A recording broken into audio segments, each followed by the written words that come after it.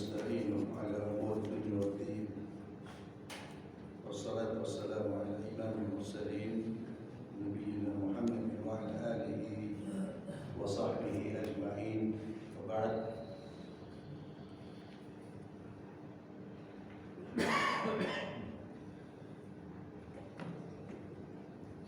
Kita sudah masuk pada bab tahrim baik al-hadir lil badi, haramnya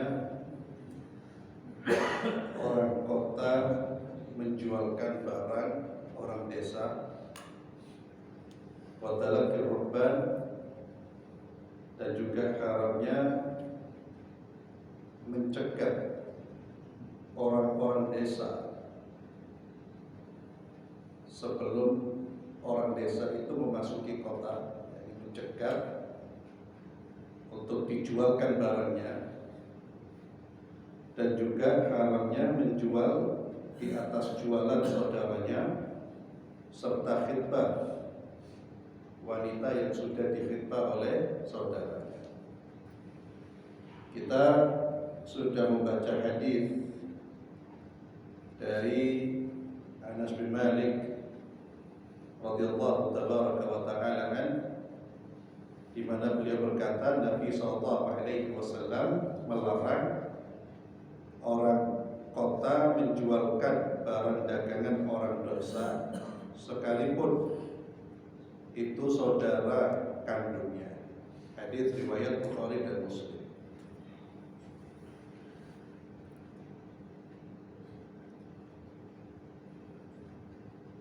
Dijelaskan di sini ayyabi'a hadirun libadin wa huwa an yaktim al-badawi bimata' ta'umul haja ilayhi liyabi'ahu bisirri yawmihi fayaqulu lahu al-hadari da'hu indi liabi'ahu laka bitadrij fayuhram lima fihi min al-idrar. Amma law qadima bima la ta'umul haja ilayhi min al-amti'a aw bima ta'um lakinna liyabi'ahu ala tadrij faqala lahu al-hadari ana atawalla laka dhalik aw qala lahu wakkilni fi bay'ihi bisir al-hadir falahu.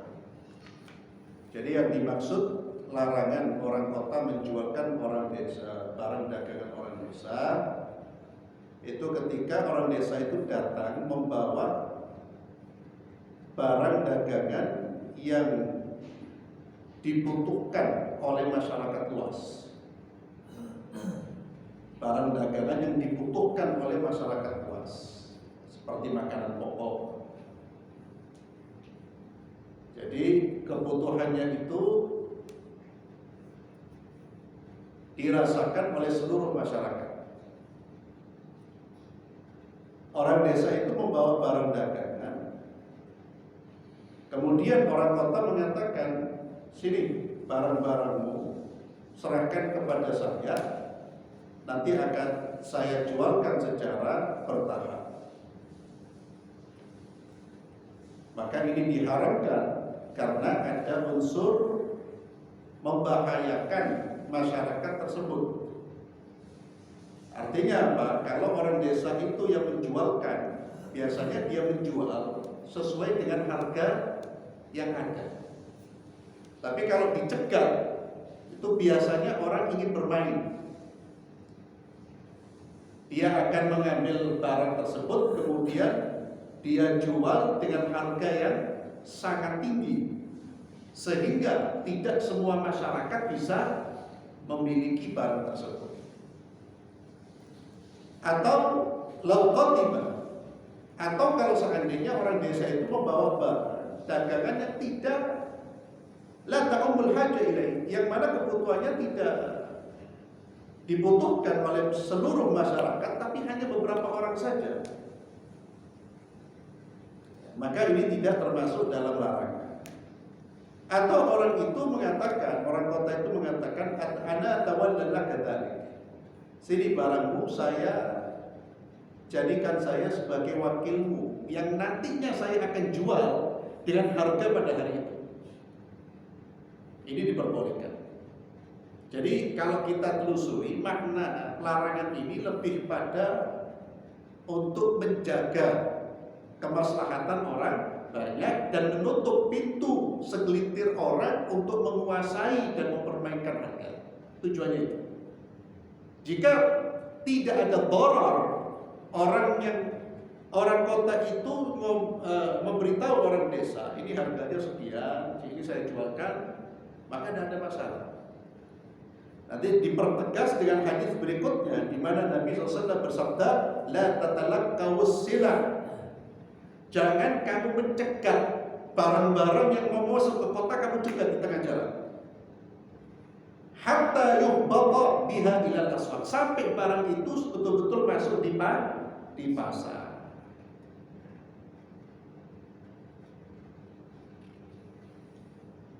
Ini disebut dengan talaqqi rukban, yakni wa humul ladzina yaqtuna bis-silah liyabi'uha fi aswaqil balad. Orang yang mau datang untuk menjual dengan harga setempat itu jangan dicegah.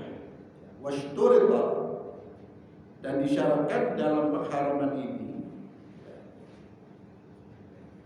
an yashtari al-mutalaqi min al-jalib bin talab minhu wa qabla qudumihi al-balad wa ma'rifati bismi. Jadi haramnya dicegat barang dagangan itu dengan syarat. Haramnya itu kalau orang yang mencegat membeli barang dagangan tanpa dia minta dan tanpa sebelum dia masuk ke pasar dan dia tidak tahu harga pasar.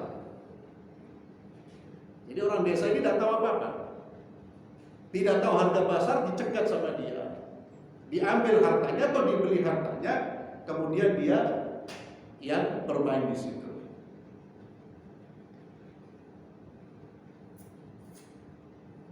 Sawa'un, hal ini dilarang apakah dia niat untuk mencegat atau tidak niat untuk mencegat. Ya. Tidak niat untuk mencegat itu orang awalnya tidak niat untuk mencegat orang yang datang ini, tapi ketika kelihatan ada orang-orang membawa barang dagangan, timbul niatnya itu.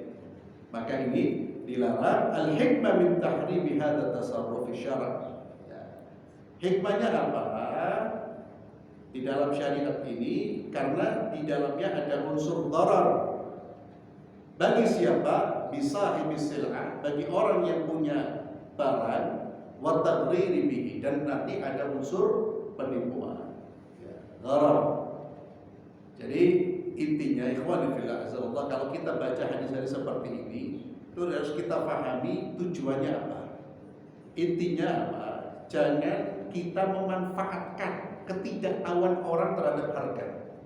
Orang-orang desa kita manfaatkan untuk kita tipu, membahayakan dia, dan juga jangan memanfaatkan untuk membahayakan orang banyak. Kita beli dengan harga murah, kita bohongi dia, kemudian kita jual dengan harga tinggi, yang mana barang-barang ini padahal dibutuhkan oleh seluruh lapisan masyarakat. Akhirnya ketika ditinggikan harganya, tidak semua orang mampu membeli. Padahal kalau orang yang punya barang yang menjual, insya Allah harganya tidak setinggi itu. Itu terjadi. Biasanya larangan Nabi itu karena ada kasus orang-orang jahiliyah melihat harta orang-orang desa, yakni mereka pendatang bawa barang dagangan, dia tahu ini karena tidak tahu harga dimanfaatkan. Kemudian mereka terhadap harta dimanfaatkan. Maka kata Nabi, biarkan mereka masuk, biar tahu mereka pasarannya seperti apa. Maka sekali lagi intinya jangan memanfaatkan ketidaktahuan seseorang, kita manfaatkan untuk kepentingan kita, yang itu merugikan orang yang punya barang dan merugikan orang masyarakat luas. Dan ingat, larangan ini terkait dengan barang-barang yang dibutuhkan oleh seluruh masyarakat. Jadi ta'umul hajah. Jadi kebutuhannya itu merata. Ya, contohnya paling jelas ya seperti makanan pokok. Namun kalau seseorang kemudian mencegat dalam arti dengan niat baik, ya, sini wakilkan saya akan menjual harga sesuai dengan harga itu. Saya sebagai wakilmu atau dia sampaikan kepada orang-orang desa ini pasarannya sekian. Intinya tidak ada unsur gharar, tidak ada unsur menyembunyikan harga demi mengambil keuntungan atau membohongi orang, tidak. Semuanya transparan. Ini tidak ada masalah. Maka selama kegiatan itu merugikan orang lain, merugikan orang banyak, maka tidak diperbolehkan. Sama seperti larangan ihtikar, memonopoli barang. Tujuannya untuk merugikan orang banyak. Jadi dia datangkan barang, dia beli semua barang, kemudian ditimbun. Ketika barang sudah langka, orang butuh, dia naikkan harganya. Itu namanya muhtikar, ihtikar. Kata Nabi SAW, la yahtakir illa khatib. Tidaklah orang yang berbuat seperti itu kecuali dia pendosa. Jelas hikmahnya apa? Memudaratkan orang banyak. Seperti yang dilakukan oleh para pebisnis, orang-orang tajir. Mereka beli barang sebanyak-banyaknya, ditimbun dulu dan dikeluarkan. Ditunggu sampai ketika tidak ada barang, orang butuh, harganya ditinggikan. Itu cara-cara manusia tamak. Manusia yang hanya berorientasi keuntungan pribadi walaupun harus menyengsarakan orang. Maka di dalam bisnis dan kegiatan ekonomi, Islam mengajarkan etika. Semua aspek kehidupan ada akhlaknya. Karena agama Islam itu agama akhlak. Kita bukan penganut ideologi materialisme yang segala sesuatu diukur dengan materi. Yang baik, yang benar, yang bisa menghasilkan materi. Semuanya ukurannya materi. Materialisme itu orang yang paling anti dengan yang namanya etika, akhlak. Termasuk liberalisme, bebas. Orang mau bertindak apapun bebas. Itu tidak diajarkan di dalam Islam. Dari Abdullah bin Abbas radhiyallahu anhu beliau berkata, bersabda Rasulullah sallallahu alaihi wasallam, la tatalaqaw rukban. Janganlah kalian mencegat orang-orang yang datang, wala yabi' hadirun libadin. Janganlah orang kota menjualkan orang badui, orang desa. Faqala lahu Taus, ma qauluhu? Taus berkata, yang dimaksud dengan tidak orang kota menjual, tidak boleh menjual orang desa, beliau mengatakan la yakunu lahu simsar. Janganlah dia menjadi calo bagi orang desa tersebut. Muttafaqun alaih. An-nahyu tahriman 'an at-talaqqi rukban wa bil hadir al-batin lima fi dhalik min al-idrar bil jari fil awal wan nas fil thani. Jadi larangan ini karena bisa membahayakan orang yang punya barang dan juga membahayakan masyarakat. Namun tidak mutlak keharamannya, tidak mutlak. Selama di situ ada transparansi, yang mencegat, yang meminta menjualkan ini sudah menyampaikan kepada yang punya barang, dia sampaikan ini harganya sekian, ini saya jualkan. Karena biasanya kalau orang tidak menyampaikan harga, kemudian dia jual dengan harga tinggi, kadang-kadang yang punya barang nyesel. Kenapa kamu jual seperti itu? Karena tidak semua orang pengen keuntungan. Orang semua pengen keuntungan, tapi tidak semuanya orang berharap keuntungan besar. Maka di sini orang ketika bermain atau berhubungan dengan orang lain dalam urusan bisnis, jangan dia memanfaatkan orang itu, memanfaatkan kebodohan harta, tidak mengerti pasar, lalu dia manfaatkan, seolah-olah membantu padahal dia ingin bermain di situ. Orang seperti ini tidak akan mendapatkan barokah dari hartanya. Dia tidak akan mendapatkan barokah. Maka juga ada larangan nanti, Allah alam di sini sebutkan ada larangan,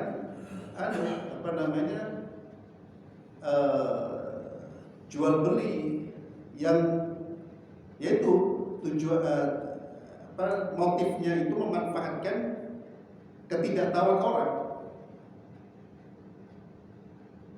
yang menipu. Jadi dia membeli, umpamanya seperti dia membeli barang dengan harga yang sangat-sangat murah, dan orang tersebut tidak tahu kalau harganya sekian. Tapi kalau tahu dijual murah ya nggak apa-apa. Yang jual tahu di harganya sekian, tapi dia jual di bawah harga ya nggak ada masalah. Tapi ketika dia tidak tahu, kemudian si pembeli tahu kalau orang ini tidak tahu, lalu dia tawar lebih rendah. Dia tahu tidak tahu. Pembeli tahu bahwa penjual tidak tahu harga, lalu dia membeli dengan harga yang lebih murah, itu termasuk di dalam Islam penipuan. Atau sebaliknya, penjual memberi harga yang terlampau mahal karena motifnya, karena dia tahu orang ini tidak tahu harga. Itu juga tidak boleh. Tapi kalau kemudian ini barang orang semua sudah tahu harga, dia jual lebih mahal, tidak ada masalah. Intinya apa? Jangan memanfaatkan kebodohan orang terhadap kondisi. Jangan memanfaatkan. Islam melarang kita memanfaatkan ketidaktahuan orang demi keuntungan pribadi. Karena apa? Kalau itu terjadi ketika dia sudah membeli atau dia sudah menjual, ternyata dia tahu harganya seperti itu, apa yang dia rasakan? Menyesal, sakit hatinya. Ya Allah, dibujuki. Kan? Jadi jangan sampai mengatakan, loh kan boleh kita mengambil keuntungan sebesar, boleh. Mengambil keuntungan sebesar-besarnya boleh. Tidak ada batasan dalam Islam. Tapi jangan manfaatkan kebodohan orang. Anda mau menjual barang di bawah, silakan, tapi jangan manfaatkan.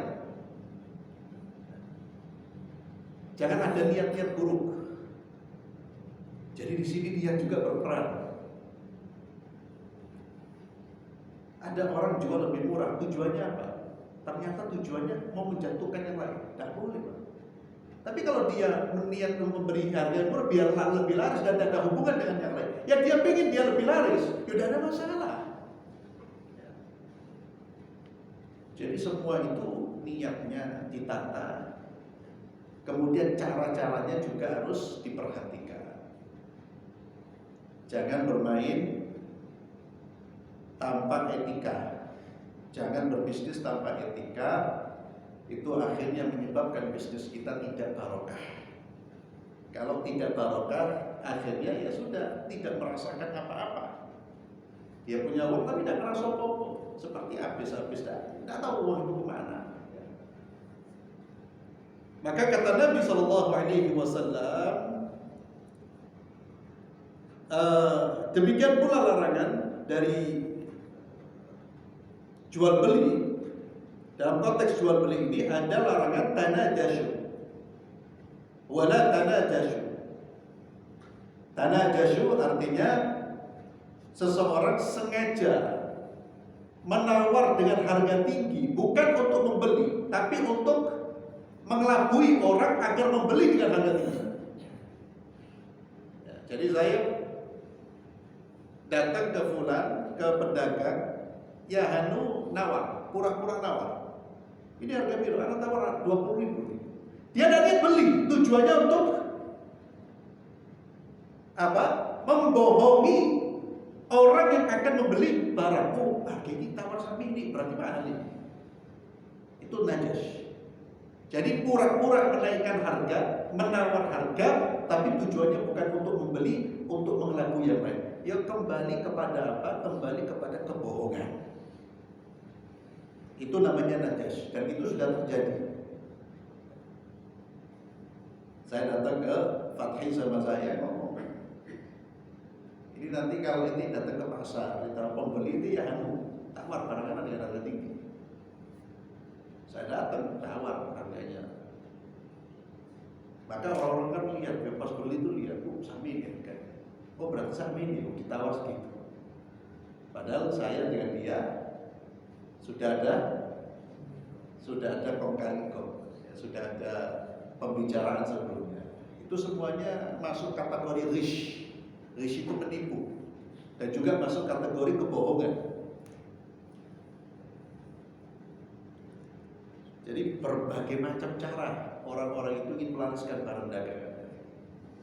Bisa dengan kebohongan, bisa dengan cara kerjasama dengan orang lain.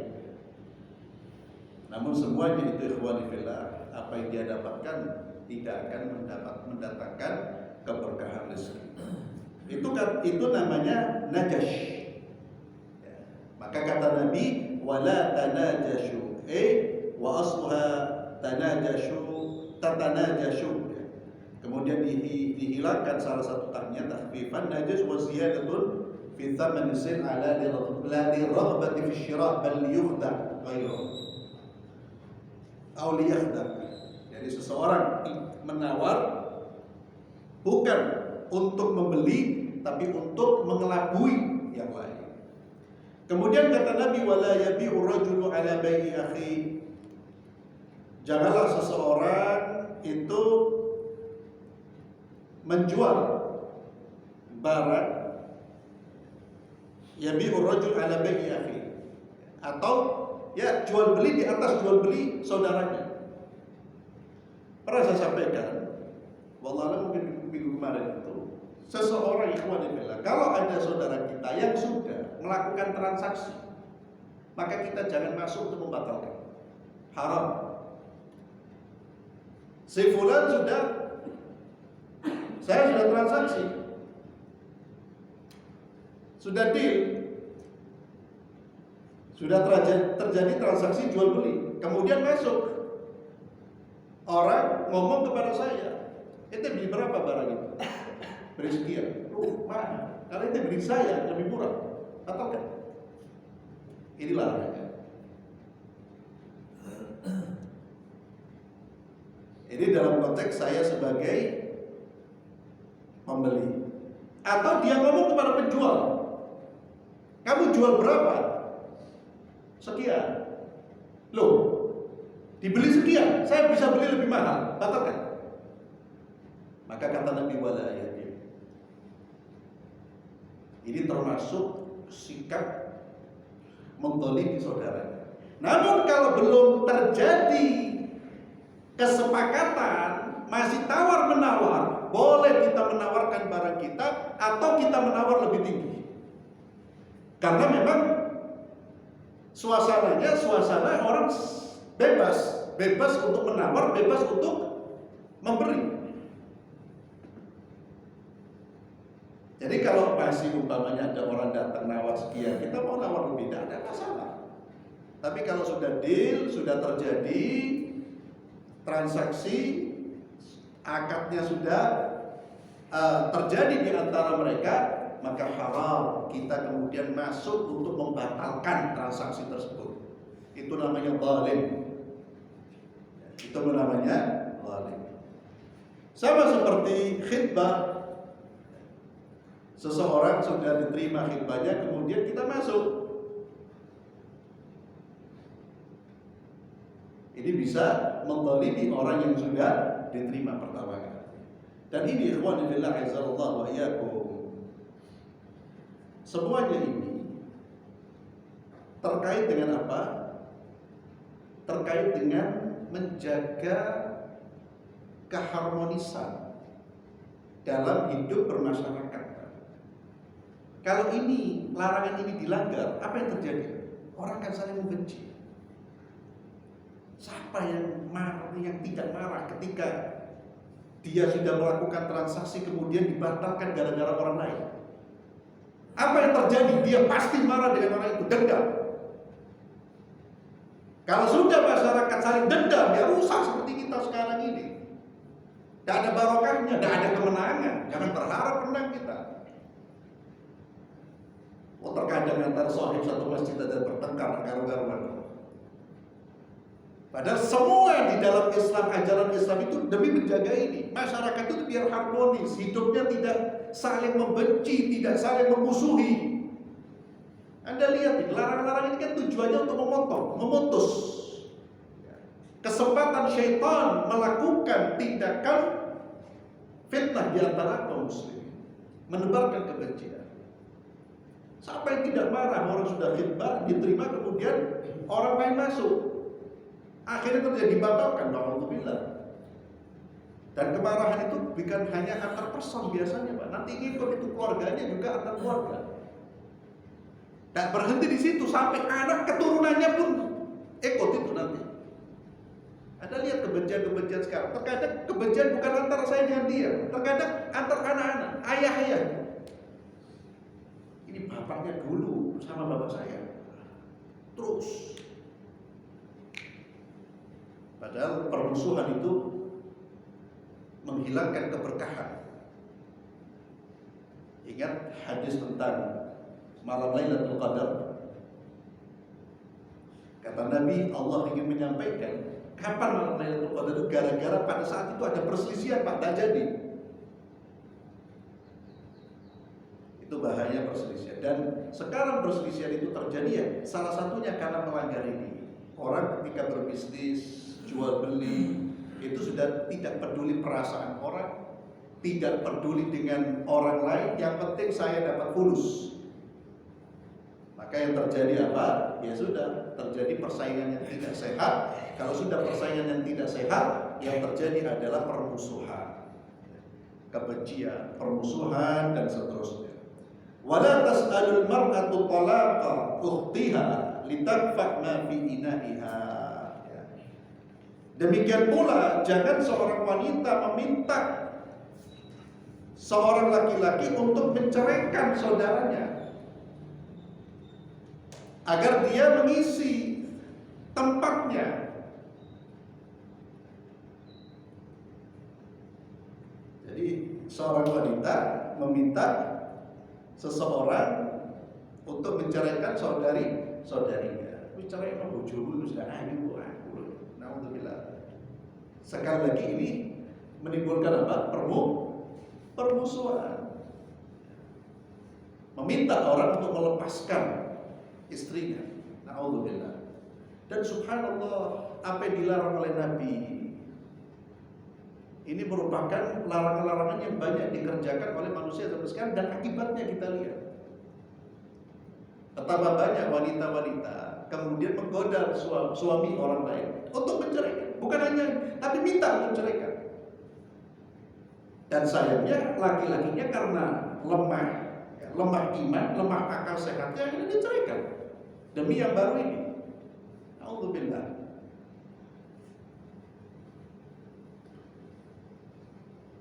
Maka di sini dikatakan an-nahyu an hadhihi suwar min al-bay' lima fiha min al-idha' wal khida' wal idrar. Larangan dari bentuk-bentuk jual beli di atas karena di dalamnya ada idha. Idha itu menyakiti orang lain. Wal khida' ada unsur penipuan, wal idrar ada unsur membahayakan, memberikan mudarat. An-nahyu an kulli ma fihi tadyiq 'ala an-nas wa idrar bihim. Larangan dari semua perbuatan yang bisa menyempitkan kehidupan orang lain dan juga memberikan bahaya bagi mereka. Di antaranya tadi, jadi memainkan harga di pasar, memanfaatkan ketidaktahuan harga pemilik barang. Itu kan dia nanti akhirnya merugikan si punya yang pemilik barang dan juga merugikan masyarakat luas. Wal ibtida' wal ibti'ad.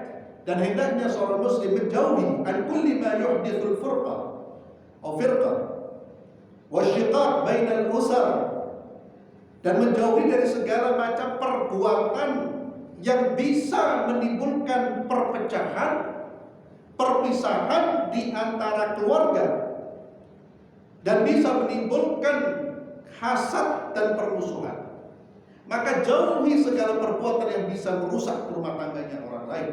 Jauhi perbuatan yang bisa menimbulkan permusuhan. Jauhi perbuatan yang bisa menanamkan sifat hasad. Semua itu jauhi. Kata Nabi SAW, al-muslim man salim al-muslimuna min lisani wa yadihi. Di antara ciri orang Islam itu adalah orang yang lisannya, tangannya itu selamat, Pak. Selamat dalam pengertian dia tidak mengganggu orang, tidak menyebabkan orang terganggu, tidak menyebabkan mudarat bagi orang lain. Itu kata Nabi wal muslim.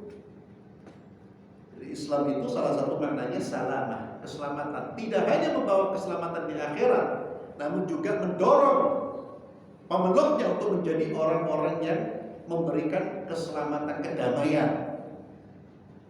Jangan menjadi pemicu pertengkaran. Jangan menjadi pemicu permusuhan. Jangan menjadi pemicu pemutus hubungan antar manusia.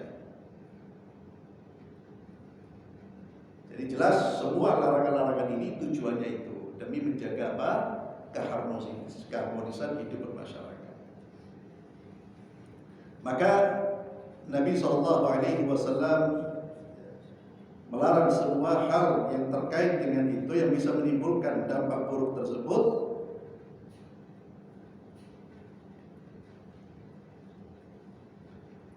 Di dalam hadis yang berikutnya, di sini ada tambahan.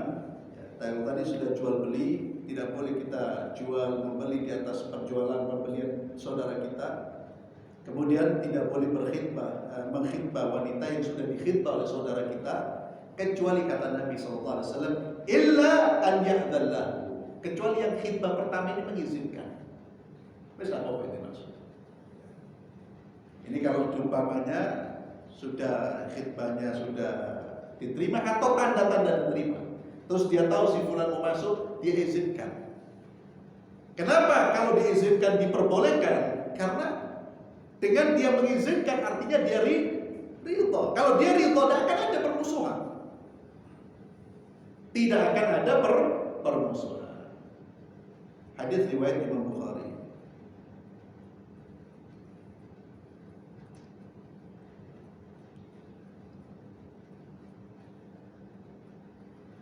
Wa nahyu 'anil khitbah 'alal khitbah wa suratuha an yakhtuba ar-rajulu imra'ah.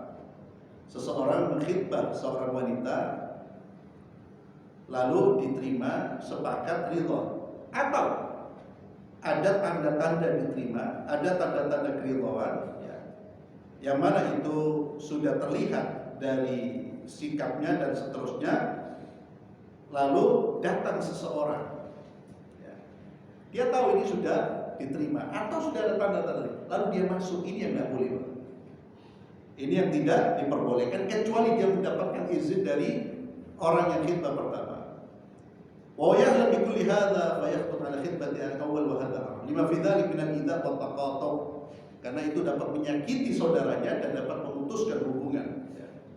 Wa li hadza qayyad al-hadits, oleh karena itu hadis yang baru kita baca ini memberikan takyid di mana diperbolehkan berkhitbah atau khitbah terhadap khitbah saudaranya kalau yang pertama sudah tidak ingin lagi melanjutkan, atau yang pertama mengizinkan kepada yang kedua. Jadi kalau yang pertama sudah memang sudah saya tidak mau melanjutkan lagi, maka silakan masuk. Atau yang pertama mengizinkan, tafadhol. وفي معنى الترك والإذن ما لو طال الزمان بعد إجابته حتى قد معرضا أو غاب زمنا يحصل به الضرر أو رجعوا عن إجابته.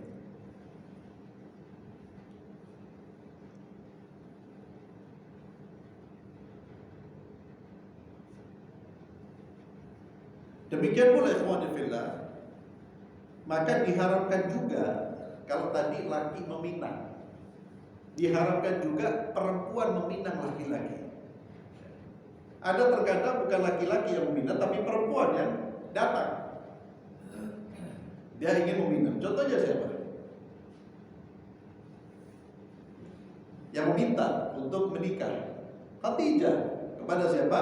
Rasulullah. Kemudian Rasulullah SAW datang untuk meminang.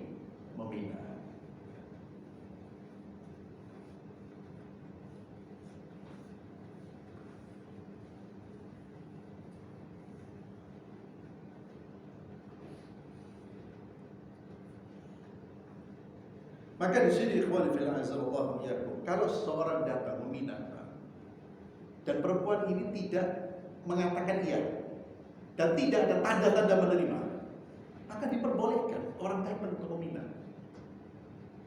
Yang tidak diperbolehkan kalau dia sudah menjawab iya atau amarat, sudah tanda-tanda terima sudah.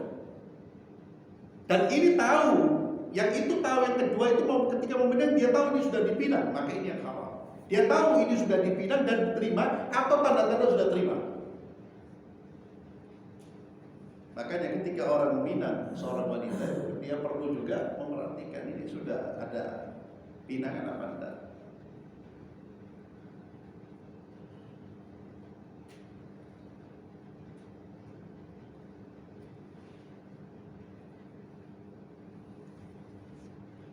Kemudian dari Uqbah bin Amir sama dengan hadis yang sebelumnya bahwa Rasulullah SAW bersabda, al-mu'min akhul mu'min. Ini kalimat pertama ini yang disebutkan oleh Nabi SAW. Ini untuk memberikan wawasan kepada kita, memberikan pelajaran buat kita bahwa saudara kita, orang beriman itu adalah saudara kita.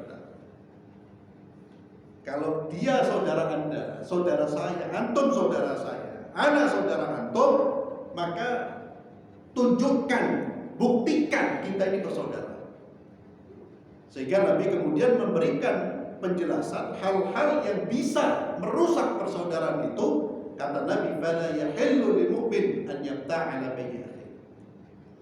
Tidak boleh bagi seorang mukmin untuk membeli barang yang sudah dibeli oleh saudaranya. Wala yahtub ala khidmati akhi, dan tidak boleh meminang pinangan saudaranya hatta yadhara, sampai orang yang meminang itu meninggalkan. Untuk apa? Nabi mengatakan untuk menjaga ukhuwah. Ukhuwah itu kewajiban, menjaga ukhuwah itu wajib. Itu salah satu ajaran Islam, itu menjaga ukhuwah. Hal-hal yang bisa merusak ukhuwah dilarang di dalam Islam.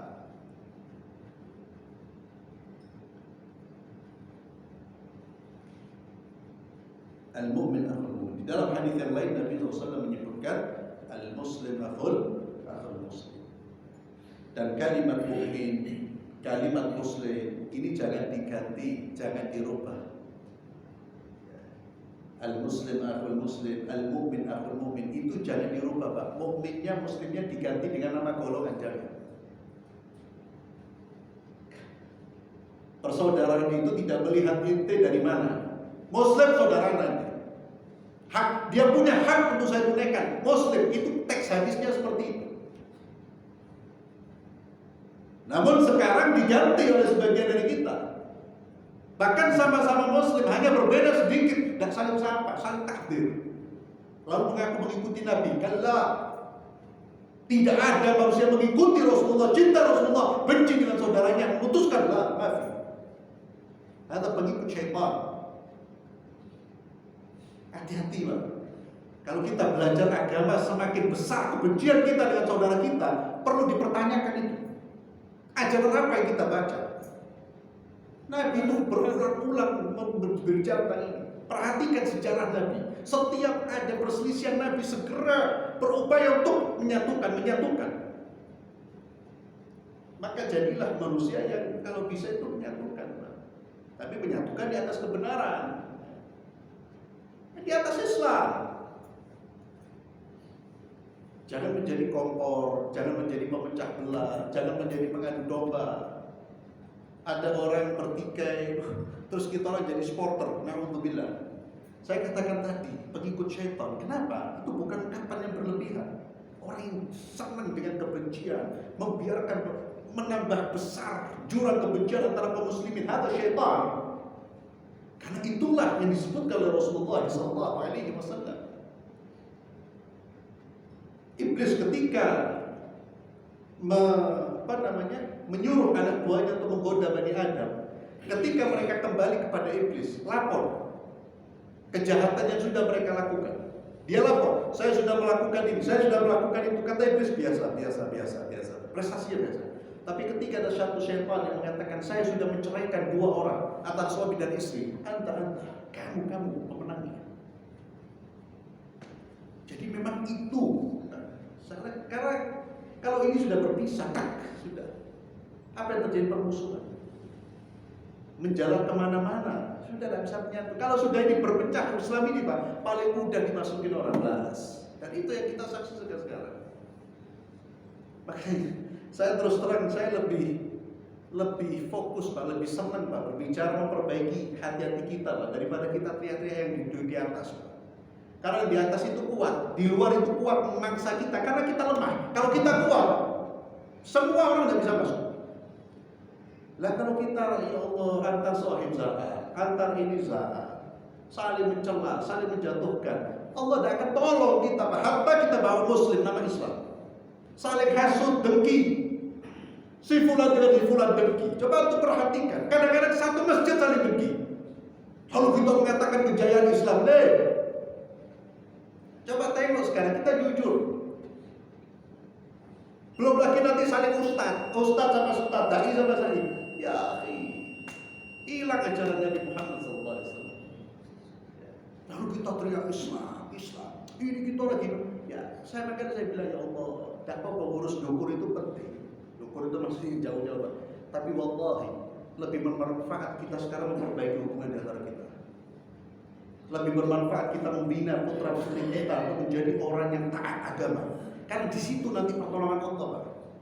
Tidaklah musibah datang karena kita yang berbuat, perbuatan kita. Tidaklah kita dikuasai oleh musuh karena perbuatan kita. Sehingga ketika orang di zaman Imam Hasan al-Basri rahimahullah datang kepada Imam Hasan al-Basri, ya Imam, kita orang ini ditolong oleh penguasa, kita orang. Apa kata Imam Hasan al-Basri rahimahullah? Tidaklah Allah memberikan kalian pemimpin yang zalim kecuali karena kalian zalim. Kalau kalian seperti sahabat Nabi, pemimpinnya kayak Abu Bakar, kayak Umar.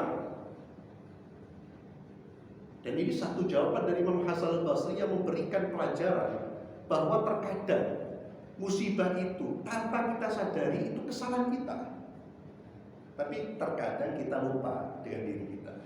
Seolah-olah musibah ini karena dari luar. Bisa jadi dari kita Pak. Kesombongan kita, kedurhakaan kita kepada Allah, kebencian kita dengan saudara kita, Allah timpakan kepada kita. Wallahu a'lam bishawab. Kita akhiri dengan doa kafaratul majlis. Subhanallahumma wa bihamdika asyhadu an la ilaha illa anta astaghfiruka wa atubu ilaik. Assalamualaikum warahmatullahi wabarakatuh.